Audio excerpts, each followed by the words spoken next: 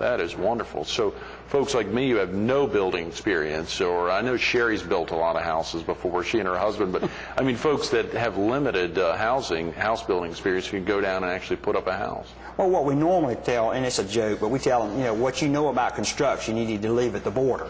Because they have everything scripted out for you. They're very detailed, and they're very regimented about how the construction is going to be, like power tools. We don't use any tools like that. Everything is with your hands, and we don't.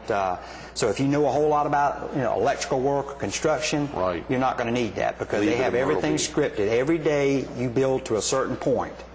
That way it doesn't become a contest about who's going to build faster or who can build a nicer house. Right. There's only certain things you can do for a family because they don't want to create friction between the families. If your group came down and put in a flower garden, right, my group came down and didn't do that, right, next thing you know, some families would become jealous and have problems. That's a great point. That's a very good point. Every house looks the same. Every house gets the same as far as makeup, as far as the yard, things like that. We don't allow anything else to go on. And y'all are obviously volunteering your time to be down there, but you have to raise funds to pay for the cost of getting down there to be able to take a week. Oftentimes folks are taking a week off from work to be down there. They're working that out with their employers. I mean, this is a big deal. Y'all are giving them a lot. Sure. It's a big deal. I mean, just the commitment from the members going to just be away from their families. That's a big deal, to be away from your family for a week in a foreign country, away from work. There's a lot in that, and we appreciate that because that is a commitment. Whereas here, when you do Habitat here, you might put in a Saturday, but you go home and you sleep in your own bed and you eat with your family. Sure. Now on this trip, you're totally out of your comfort zone. And so you're not going to have your cell phone with you down there. That's right. Nope. I'm kidding. Yeah, no cell phone. That's why I have to leave the country to get a break. So. Are your wife and children coming? No.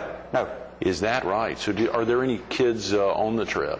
We have. Of course, you mentioned your principal's daughter. Yes. Well, we have that. They have to be 14 years or older to go, and we have 2 young men that are going with their moms down there, and they're going to be, I believe, freshmen at Myrtle Beach High School. Is that right? Great. So you've got a good crew. And how large is the crew that'll start today and this week, and then is it any different next week? Well, I mean, like I said, we got a pretty good-sized crew that both weeks. I mean, we've had as few as 13 people go on a trip. Is that right? And still build a house. Get it done in the same amount of time. That's right. So we, with 23 people going this week, like you have to break off with, some people in charge of the food for the group, so they prepare the food while we're building. They're taking care of that. But 23 people. I would figure about 20 of them will be on the build site actually building. How exciting, Bubba. That is great. Amazing. It's great. Yeah. So y'all are only doing one home, though. You're not trying to do any, I mean, it's just over that. You don't have much more time, obviously, to even contemplate doing it. No, it's scripted, to where every day. Now, we have in the past, our church has been involved with building the Children's Center, building a medical clinic, a veterinarian clinic. I mean, they've been involved over the 16 years with building different aspects of what CPC is involved in. But most of the time, we've taken medical groups down to work in the clinic. We've had a lot of people do that. But this year we're just really focusing on building. That is tremendous. And you've got, there was something you thought about. How did y'all determine this community? It was Diane Davis's experience in this community. Yes. Is it Piedras Negras there in Mexico? Where exactly is that? Is that... Well, it's about 150 miles southwest of San Antonio, Texas. Okay. We fly into San Antonio, I'll fly into San Antonio today, and then I'll get in a van or a car and drive across the border. So it takes about 2 hours to get to the border. And like I told you earlier, it's Eagle Pass, Texas. About a month ago, they had all those tornadoes that devastated that community.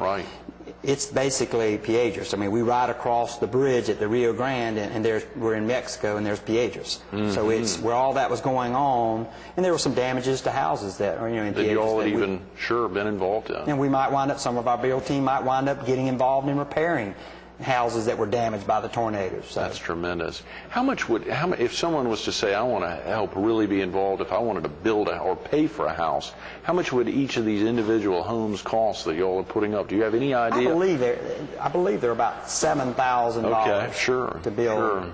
to build the house. But like I said, we spent a lot of money just trying to get a group of people down there. Yeah, of That's course. just a bare, how much the it actual cost. raw cost for Yes. the materials there, it would be around $7,000. Again, just the people involved. You could do it with as few as 13, and obviously you can do it just as, or do it with as group as large as 23 that are involved in lots Yes. of other aspects, Yes. keeping you all sound. Now, do you speak Spanish, Bubba? No.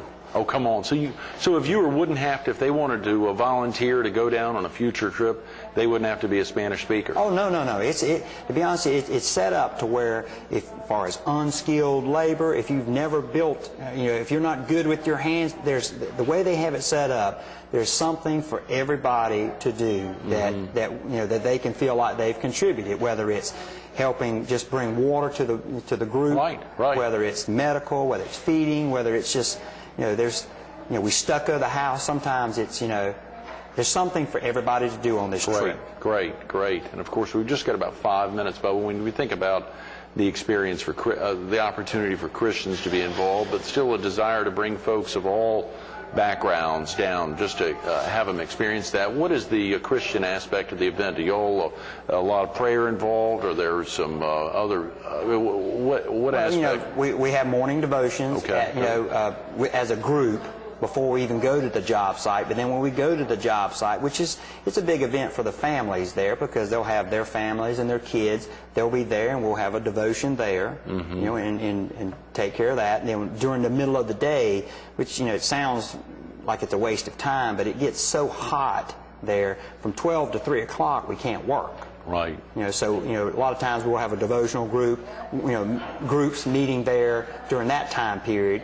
And then at night we might get together again, but most of it's taking place during that 3-hour siesta period. Sure. Part of the reason I asked about the Christian aspect there is because, of course, as a follower of Christ, you're called to serve anyone, all persons in an equal status. We had a guest on a couple weeks ago. We were filming at HCC in Carolina Forest, a gentleman who's going with his 2 brothers to India to ride in rickshaws to go around the country to raise funds for kids in India. And he got some what seemed to be kind of rough calls at his office later that morning. A guy who was saying, why are you going to India to help kids there? In the same way, oftentimes you think, why are you going to Mexico? Of course, you're building a home that you couldn't do in the U.S., one that doesn't have running water and otherwise. And he was really hurt. He's like, I'm just helping kids. I don't care about, and I've helped kids in the U.S. a lot, as well as kids overseas. He was a little hurt by someone coming after him for helping kids outside of the U.S. when this caller was saying, there's so many needy kids in the U.S., why are you leaving the country? And of course, your real goal is to help folks no matter who they are. Well, and see, that's the trap. And I've had people say the same thing to me is, you can't let man-made borders, control what we do as Christians. I mean, they're a family in need. We need to try to help them. It's only we're in this together. So man-made boundaries cannot hold us. That is very good. Man-made boundaries. I'm going to remind Jay of that because he was obviously touched and torn up by that caller calling his law office a couple times. For you, as you think back, how those families are selected and that there's a real process for them, clearly a love for them, the thrill for them to be involved and to see that. But as you see the terrible poverty in that community and all the communities down there, it must be a real heartwarming experience. Well, and see, that's what's so unique about the trip. We take for granted in this country what we have. That when you go home at night, you can lay down in your house or be in your house and you're safe and in a clean environment. We take for granted a lot of times what we have.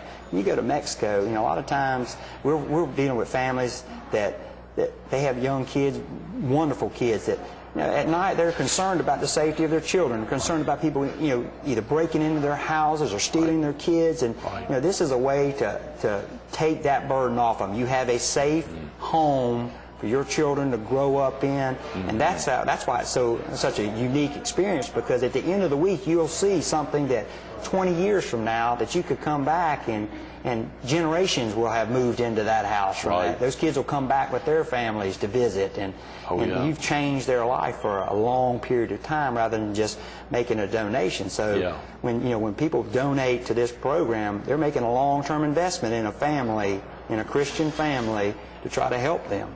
Absolutely. And the number again, 448-4496. If Yes, and someone that's the wanted to First call, Presbyterian Church. someone at the church can fill out one of these cards Yes. right now and all week, and someone even this weekend could pick it up and bring it down next week so they could stick it in the walls. Yes, and it will get even after next week.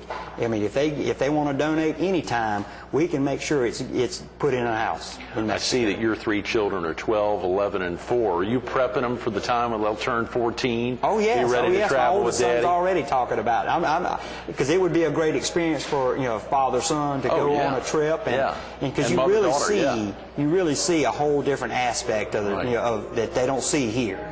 They don't understand what true poverty is until you go somewhere like Mexico, and you are out of this country. You'll see what we really have. We're really blessed to have what we have.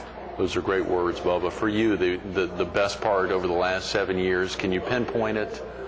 It's all been great. It really has been. It's difficult, like I say, you go down and physically it's difficult. The temperature, we've had it to where it's 109 degrees and we're out there building a house. But, at the end, you see that family, you know what they're doing, it all just kind of fades. Those are great words. Thanks for everything you're doing. Thank you. I appreciate it. Absolutely. Stay tuned to more Carolina People with Bubba Lewis coming up next. At 7:25, so many different ways you could wrap this up as we think about this special trip. There's 8 words to remember and a good phone number, 448-4496, given by, in memory of, in honor of. Take the time to write down those 8 words, because when you call that phone number, 448-4496, you can be thinking about who you're giving this, who's giving it, who it's in honor of, and who it's in memory of. You heard Bubba share about who he and his wife and kids do that for, and their daughter is now with Christ. But you think about another great example, an opportunity when Coke and Pepsi work hand in hand together. Can you imagine looking up at your ceiling and seeing Coke and Pepsi boxes? Can you imagine that? Think about the opportunity to look up at the ceiling and see concrete blocks. One opportunity when 2 rival soft drinks actually get together is when they're stapled together to create the ceiling in your home. You can make a difference. Get rid of those boxes. Throw them aside. Burn them. Help be a part of those concrete blocks. Make a difference. Sherry was selling these in the office for $10 a pop. She should have been selling for $500. You heard Bubba talk about it. You can call in, make the determination if you want to do $10 a block or $50 a block, given by, in memory of, in honor of. 448-4496. Pick up the phone.